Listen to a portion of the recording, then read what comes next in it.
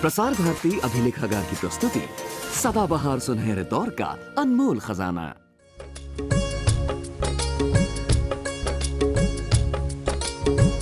मन चंचल मन बावरा, मन चंचल मन बावरा, जाने कौन डगर अपनाए, गीत कोई छेड़े अनजाना, पल पल सपनों में खो जाए, मन चंचल मन बावरा।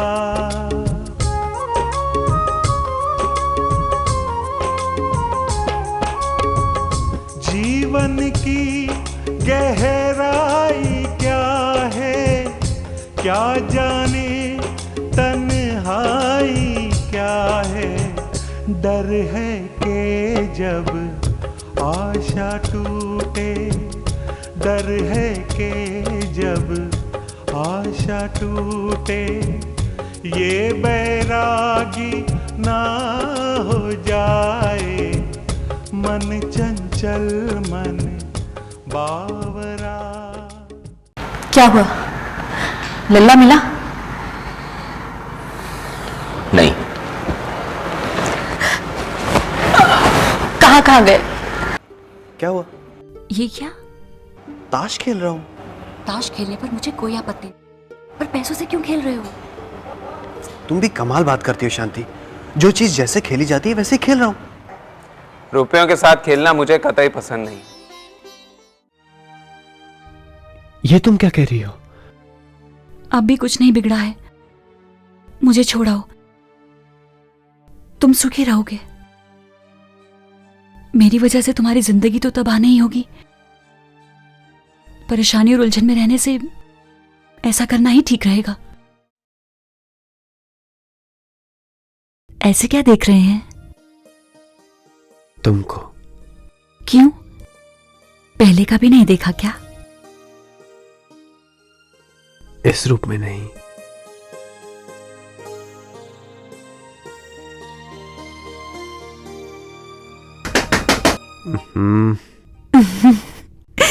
जाइए, देखिए कौन आया है।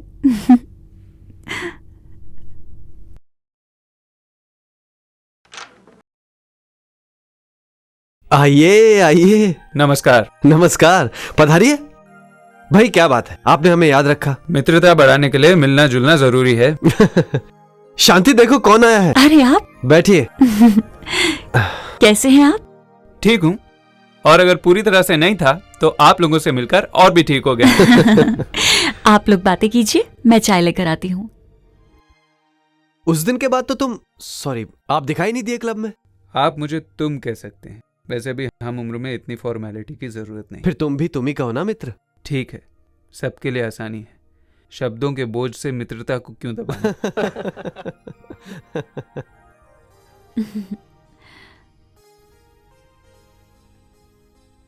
लीजिए, चाय पीजिए।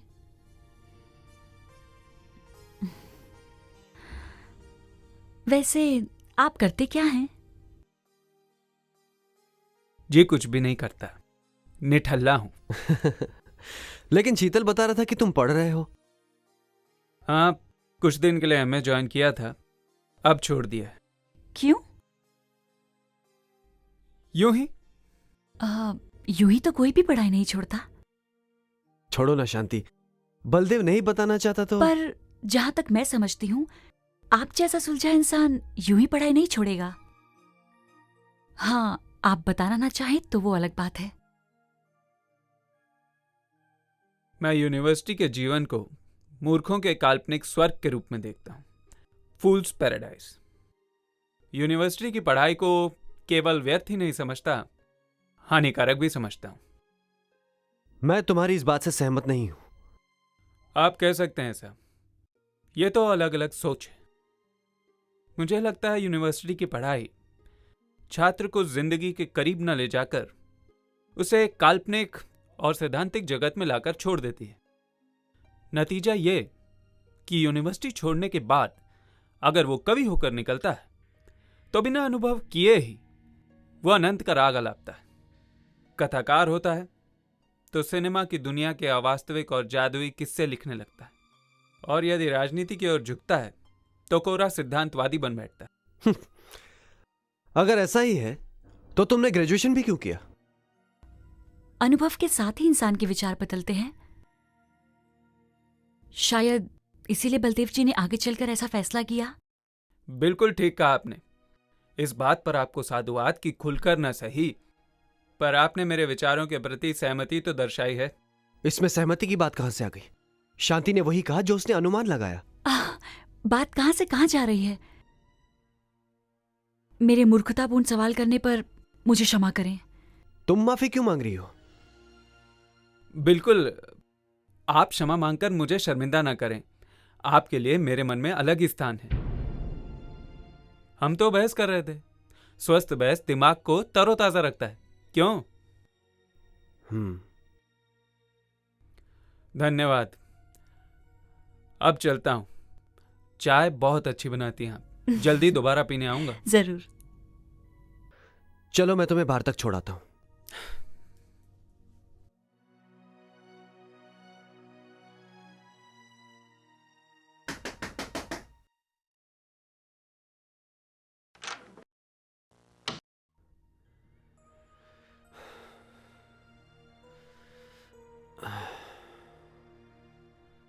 कहां तक पहुंचा है? हिवेट रोड तक खींच कर ले गया, सर फिरा। ऐसा क्यों कह रहे हो? और क्या कहूं उस जड्ड के बारे में? तुम्हारी उससे बहस क्या हुई? तुम तो कुछ ज्यादा ही चिढ़ गए। मैं क्यों चिढ़ने लगा भला? देख रहा हूं उससे मिलकर तुम कुछ ज्यादा ही खुश हो रही हो। ये क्या कह रहे हो तुम? और क्या, उसकी जरा सी बुराई तुमसे बर्दाश्त ही नहीं हो रही।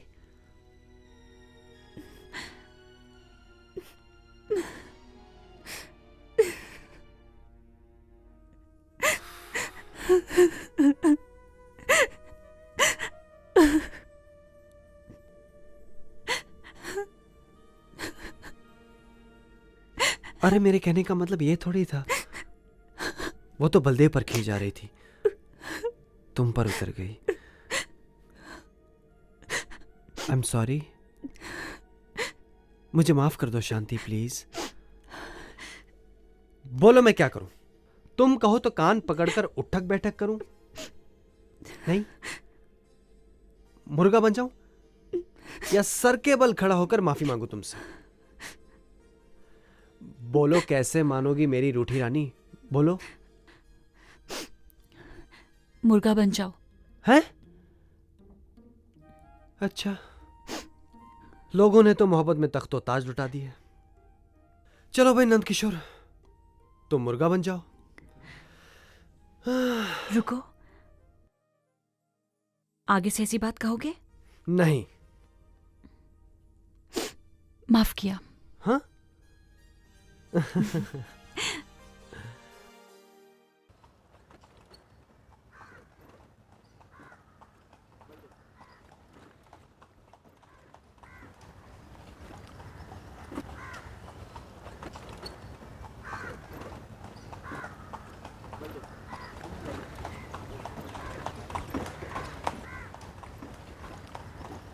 तांगा रोको, रोको। अरे बलदेव, बलदेव रुको।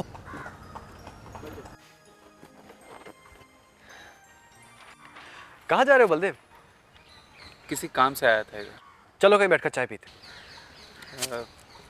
आज नहीं, फिर कभी। अभी मैं घर जा रहा था। कोई बात नहीं, आज तुम्हारे घर की चाय पी लेते हैं। पिलाओगे ना? वो क्या बात है, नहीं पिलाना चाहते? नहीं, ऐसी कोई बात नहीं है। चलो बैठो पे टांगे पे। आओ बैठो।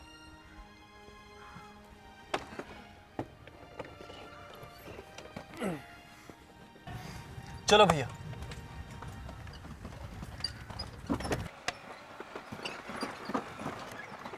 बस रोक दो।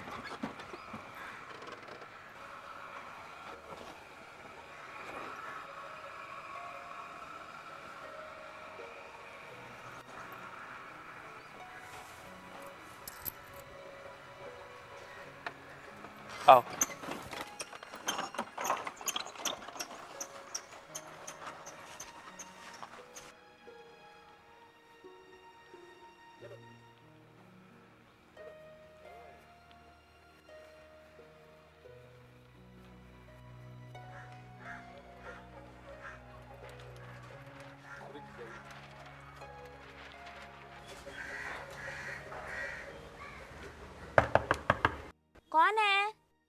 मैं हूँ, खोलो।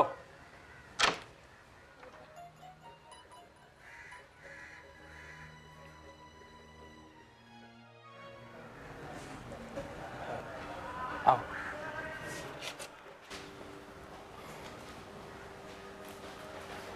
बैठो।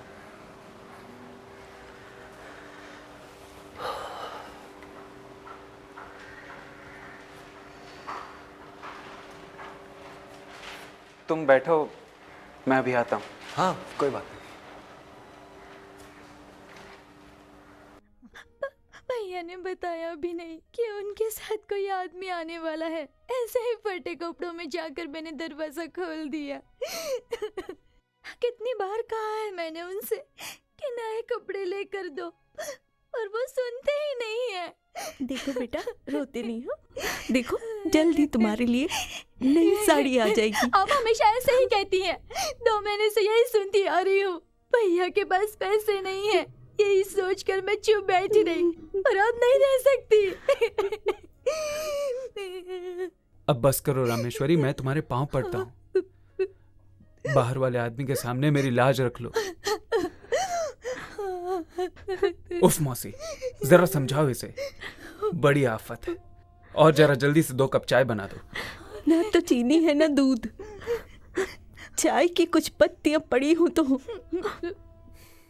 बड़ी मुश्किल, ऐन मौके पर आकर यहाँ पर सब कुछ खत्म हो जाता है।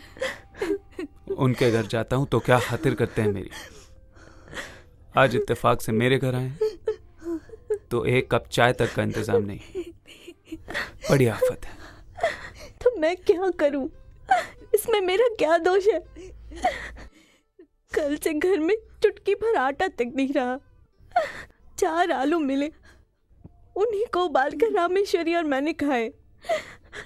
और तुमने भी यूं ही कह दिया था कि मैं बाहर से खाकर आया हूँ।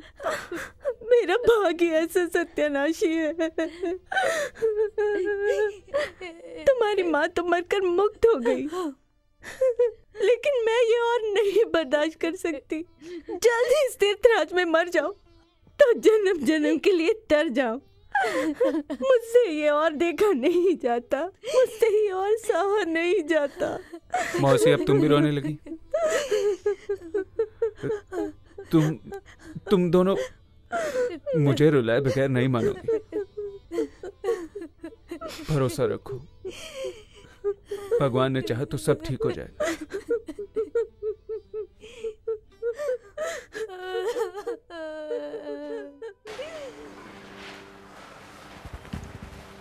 माफ करना, तुम्हें काफी देर अकेले बैठना पड़ा।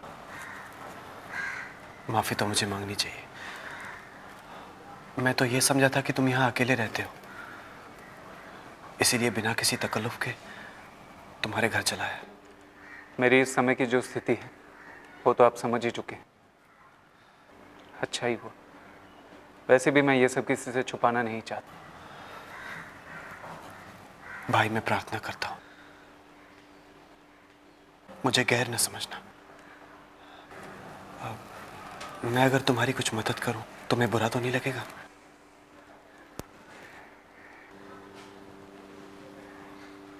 मेरी जो स्थिति है उससे मैं खुद ही निपट लूंगा।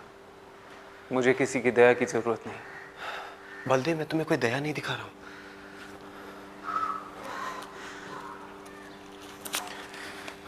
सुनो, ये कुछ पैसे रख लो, कर्ज समझ कर रख लो। जब स्थिति हो तो लौटा देना।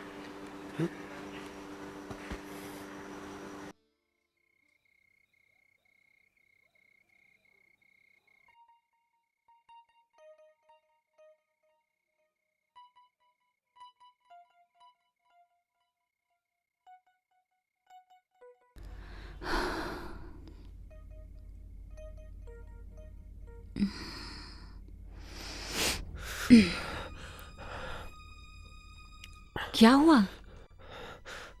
पता नहीं, बड़ी बेचैनी सी हो रही है। सब ठीक तो है?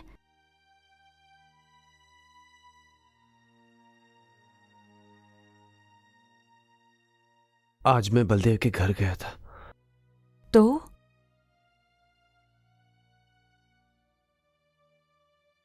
मैंने वहां गरीबी का ऐसा भयानक चेहरा देखा जिसकी तुम कभी कल्पना भी नहीं कर सकती। ये तुम क्या कह रहे हो? हाँ शांति, गरीबी क्या होती है इसका मुझे जो रूप पता था, सच्चाई उससे कहीं ज्यादा कठोर और निर्मम है।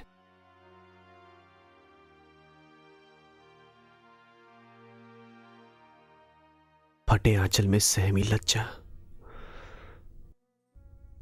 तार तार हो रही इज्जत। उफ, कोई कैसे जी सकता है ऐसे में? मुझे एक बार बलदेव के यहां ले चलोगे? कैसी बात कर रही हो शांति? सिर्फ मेरे वहां जाने से उनकी ये हालत हो गई थी। जो तुम पहुंचोगी तो क्या गुजरेगी उन पर? तुम बस एक बार मुझे वहां ले चलो, बाकी मैं संभाल लूंगी। प्लीज।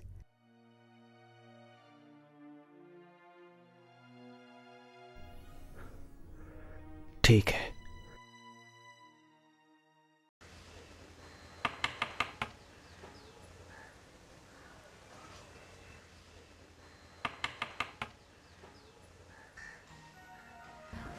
नमस्कार। नमस्कार।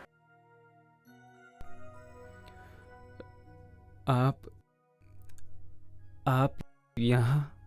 बहुत दिनों से आपके यहाँ आने की इच्छा थी। कल इन्होंने आपका मकान देख लिया तो मैं भी साथ चली आई। अंदर आने को नहीं कहेंगे? आइए आइए।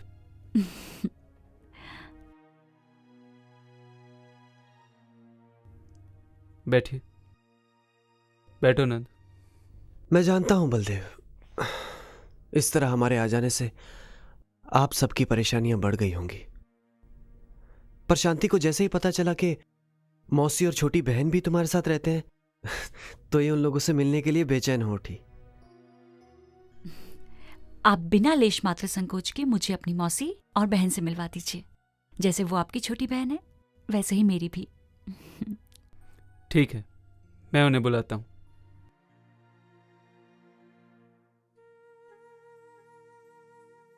मैं नहीं मिलूंगी, हरगिज नहीं मिलूंगी। अरे बेटी, चुप हो जाओ रामेश्वरी। धीरे धीरे। मुझे किसी की परवाह नहीं है। अरे इतनी दूर से तुझे कोई मिलने आया है, 2 घड़ी बात कर लेगी तो तेरा क्या जाएगा? बड़े आए ये लोग तमाशा देखने के लिए यहाँ आते हैं और ये दिखाना चाहते हैं कि वो कितने अमीर हैं और हम कितने गरीब।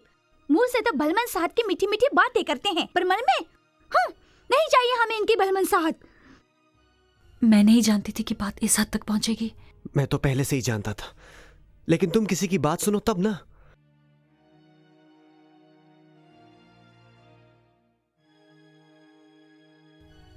नमस्ते। नमस्ते। जीते रहो बेटी, पाए लगो जीते बच्चे। रहो बेटा। आइए बैठिए ना, बैठिए। तुम भी बैठो बहन।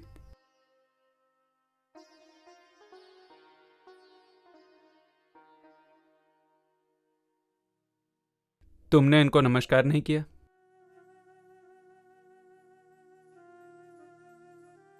यह है मेरे मित्र नंद किशोर जी। नमस्ते। और यह इनकी पत्नी शांति देवी। नमस्ते। बलदेव जी ने कभी बताया नहीं कि आप इनके साथ रहती हैं, नहीं तो मैं पहले ही आपके दर्शनों के लिए चली आती। आप लोगों ने बड़ी कृपा की जो आप हम गरीबों के घर आए। तुम क्यों चुप बैठी हो बहन? क्या अपनी इस बहन से नाराज हो? मैं गैर नहीं हूं। तुम मुझे जानती नहीं हो इसलिए ऐसा समझती हो। पूर्व जन्म में मैं तुम्हारी सगी बहन थी और इस जन्म में भी मैं तुमसे वही नाता जोड़ना चाहती हूं। तो बोलो, आज से तुम मुझे अपनी सगी बहन मानोगी या नहीं?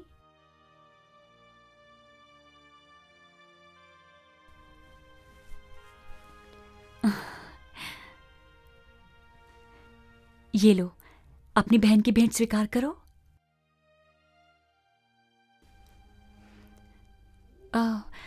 मैं जानती हूं बहन, तुम बड़ी स्वाभिमानी लड़की हो, पर तुम्हें यह सोचना चाहिए कि ये साड़ियां कोई गैर नहीं, तुम्हारी अपनी ही बहन दे रही है।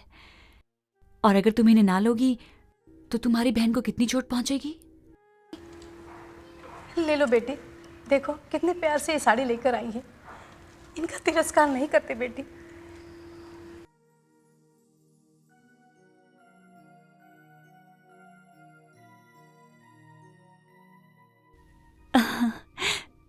तुम बड़ी प्यारी बहन हो।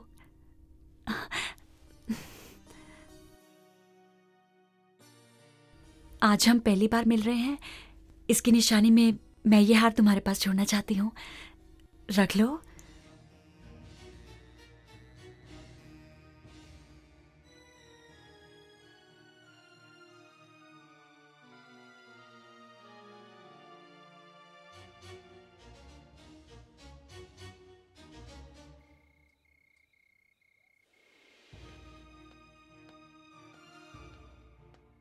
बहुत देर हो गई लौटने में। क्या खाना है बता दो, मैं जल्दी से बना देती हूँ। जो मर्जी है बनाओ। हर काम क्या मुझसे पूछकर करती हो जो ये पूछ रही हो? ऐसा मैंने क्या कर दिया जो इतना नाराज हो रहे हो? आज जो तुमने किया क्या अच्छा किया? मेरी कौन सी बात आपको बुरी लगी? पहली बात तो मुझे तुम्हारा वहां जाना ही समझ में नहीं आया। फिर वहां जाकर जो तुमने साड़ी दी वहां तक तो ठीक था, पर अपने गले का हार उतार कर दे देना, यह कैसी मूर्खता की तुमने? जो कुछ मैंने सुना, अगर उसके बाद भी मैं उनकी मदद ना करती तो क्या मैं खुद से नजर मिला पाती? तुम्हारी और मेरी मदद क्या अलग अलग है? मैं कर चुका था ना उनकी मदद। मुझे आज तक तुम्हारा स्वभाव समझ में नहीं आया। कभी तो उनके हालात तुम्हें इस कदर बेचैन कर देते हैं कि तुम रातों को सो नहीं पाते, और वहीं जब मैं उनकी मदद करती हूं तो तुमसे बर्दाश्त नहीं होता। क्या जो भावनाएं तुम्हें परेशान करती हैं वो मुझे विचलित नहीं कर सकती? स्त्री पुरुष की भावनाओं पर भी इस तरह का भेद होना चाहिए?